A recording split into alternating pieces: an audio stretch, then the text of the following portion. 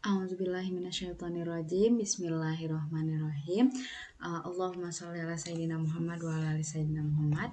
Assalamualaikum warahmatullahi wabarakatuh. Nama saya Mira Zakia Bahri dengan NIM 12270101004. Pada kesempatan kali ini saya akan mereview menjelaskan tentang ruang vektor. Jadi, ruang vektor ini merupakan suatu himpunan vektor yang memiliki 10 sifat gitu. Yaitu 2 operasi bersifat tertutup dan 8 syarat aksioma. 2 operasi bersifat tertutup ini yaitu penjumlahan vektor dan perkalian skalar.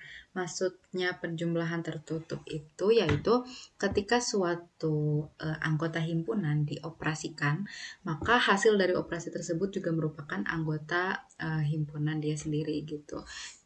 Itu dinamakan bersifat tertutup. Dan dia juga harus memenuhi 8 syarat aksioma, yaitu ada komutatif, asosiatif, unsur nol,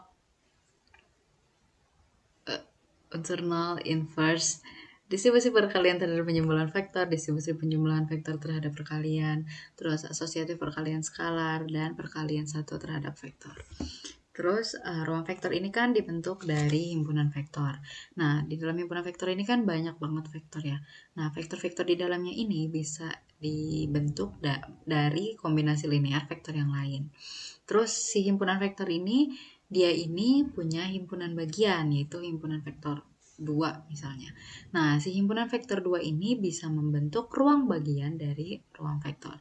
Jadi ada namanya ruang bagian atau subruang.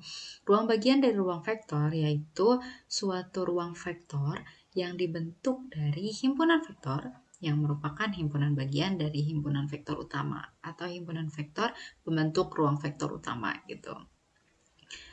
Terus di sini ya, yang tadi himpunan vektor itu di dalamnya banyak vektor dan vektor-vektor di dalamnya itu bisa dibentuk dari kombinasi linear vektor-vektor anggota yang lainnya gitu. Kombinasi linear yang ini ya. Misalnya ketika skalar yang digunakan untuk membentuk si kombinasi linear ini itu cuma 0 dan hasilnya itu 0, maka dia ini disebut bebas linear. Kalau misalnya skalar yang digunakan itu bisa 0 atau bilangan lain gitu selain 0, maka dia disebut sebagai bergantung linear. Lanjut, ini ruang vektor ini kan dibentuk dari himpunan vektor yang di dalamnya ada vektor-vektor yang dimana vektor-vektor ini itu bisa terbentuk dari kombinasi linear vektor-vektor lainnya gitu. Nah, misal di dalam himpunan vektor ini kita punya vektor 1, vektor 2, vektor 3. Terus ada vektor 4 juga. Nah, ternyata setelah dicari tahu, ternyata vektor 4 ini merupakan kombinasi linear dari 3 vektor ini nih.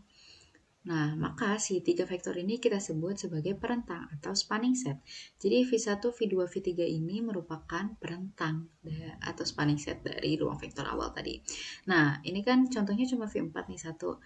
Bisa jadi nanti ditemukan di himpunan vektor ini tuh ada banyak gitu. Ada vektor 5, vektor 6 yang setelah dicari tahu itu merupakan kombinasi linear dari vektor-vektor yang lain juga gitu. Nah, himpunan vektor-vektor ini nih yang terbentuk dari si spanning set itu disebut span gitu. Jadi himpunan vektor span dari V1, V2, V3 ini isinya itu ya vektor-vektor yang dibentuk dari dengan cara kombinasi linear dari si spanning set yang tadi gitu. Terus lanjut ada basis dan dimensi. Jadi misal ada vektor V1, V2, V3 sampai Vn. Nah, untuk dia itu untuk membentuk basis, dia ini harus memenuhi syarat diantaranya yaitu si vektor ini harus membangun vektor utama. Misalnya ini vektor yang tadi itu S ya. Si S ini harus membangun V atau menjadi spanning set gitu ya.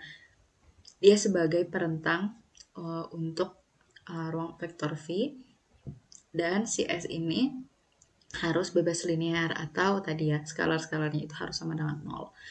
Jadi syaratnya ini ada 2 yaitu dia harus membangun V dan harus bebas linear untuk bisa menjadi basis. Nah, misal ruang vektor ini nih punya basis senilai n. Misal punya basis senilai n sebanyak n gitu ya. Nah, Ketika suatu ruang vektor ini punya basis sebanyak n, maka dia ini disebut punya dimensi n gitu. Makanya karena dimensi ini jumlah basis. Jadi ketika misalnya si ruang vektor ini punya basisnya 4, berarti dia ini ya dimensinya 4 gitu ruang vektor ini. Nah, dimensi ini juga dibagi jadi dua, yaitu berhingga dan tak berhingga. Disebut dimensi hingga itu ketika ada himpunan berhingga yang merentang si V awal gitu. Jadi ketika ada himpunan berhingga yang menjadi spanning set atau merentang uh, untuk merentang si V gitu. Nah, kalau tak berhingga ini berarti himpunannya tak berhingga gitu, banyak banget. Terus yang terakhir ini ada ruang vektor 0. Ruang vektor 0 itu dimensinya pasti 0 karena ya ruang vektor 0 itu kan isinya 0, 0, 0 doang. Jadi dimensinya juga 0. Oke, cukup sekian sampai sini penjelasannya. Alhamdulillah bab ini bisa dimengerti dengan baik. Semoga kedepannya ilmunya bisa terpakai dan dimanfaatkan dengan baik. Dan tidak lupa, alhamdulillahirrahmanirrahim. Uh, Allahumma inni astaudiuka ma'alam tanihi fardurhu ilayya indah hajati walatan sanihi ya rabbal alamin.